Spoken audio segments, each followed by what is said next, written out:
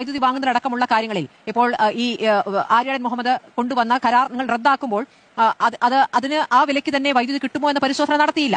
നമ്മൾ കണ്ടല്ലോ 2023 ഈ പറയുന്ന ദീർഘകാല കരാർ റദ്ദ് ചെയ്യുന്ന റെഗുലേറ്ററി കമ്മീഷൻ ആണല്ലോ. റെഗുലേറ്ററി കമ്മീഷൻ റദ്ദ് ചെയ്തതിനെ പിണറായി സർക്കാർ റദ്ദ് ചെയ്തു നിങ്ങൾ വിളിക്കുന്നു. ഞങ്ങൾ അതിനോട് നടപടിക്രമങ്ങൾ പാലിച്ചിട്ടില്ല എന്നല്ലേ പറഞ്ഞു. നോക്കൂ, അതിലെ സംശയങ്ങൾ തീർത്തു പോകാം. അത് അന്നത്തെ കാലത്ത് അതാണ് സംശയം.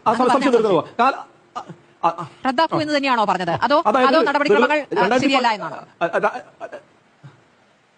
അല്ല, അതായത് 2014 ടെൻഡർ നടപടിയുടെ ഭാഗമായി 2015 കരാർ വെക്കുന്നത്. 2015 കരാർ വെക്കുന്ന സമയത്ത് തന്നെ അന്നത്തെ റെഗുലേറ്ററി കമ്മീഷൻ ചെയർമാൻ, അതായത് ടി എം മനോഹരനാണ് അന്നത്തെ ചെയർമാൻ. UDF കാലത്ത് ഉണ്ടായിട്ടുള്ള റെഗുലേറ്ററി കമ്മീഷൻ. ഞാൻ UDF റെഗുലേറ്ററി കമ്മീഷൻ എന്ന് പറയില്ല. കാരണം റെഗുലേറ്ററി കമ്മീഷൻ നിയമനത്തിനകത്ത് സംസ്ഥാന സർക്കാരിന് മാത്രമായിട്ടൊന്നും ചെയ്യാൻ കഴിയില്ല. ചീഫ് സെക്രട്ടറി അതിനകത്ത് അംഗമാണ് എന്ന് കഴിഞ്ഞാൽ ഹൈക്കോടതി ജഡ്ജിയും അതുപോലെ തന്നെ സെൻട്രൽ ഇലക്ട്രിസിറ്റി അതോറിറ്റിന്റെയും സെൻട്രൽ ഇലക്ട്രിസിറ്റി റെഗുലേറ്ററി കമ്മീഷന്റെയോ പ്രതിനിധിയും കൂടി ഉൾപ്പെടുന്ന 3 അംഗ പാനൽ തയ്യാറാക്കുന്ന 2 പേരിൽ ഓരോരുത്തരെ വെച്ചിട്ടാണ് റെഗുലേറ്ററി കമ്മീഷൻ